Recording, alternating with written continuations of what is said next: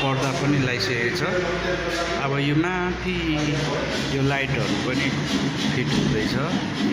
लाइटहरू सिलिङको लाइटहरू यो पर्दा फिट भएपछि यो लाइटहरू यो पर्दाको उसमा इन्टेरियर पनि भयो, हल्लिएको हल्लिन्छ।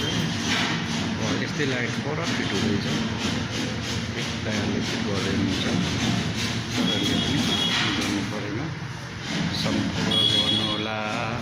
यो चाहिँ फेरि सब आयो किचन।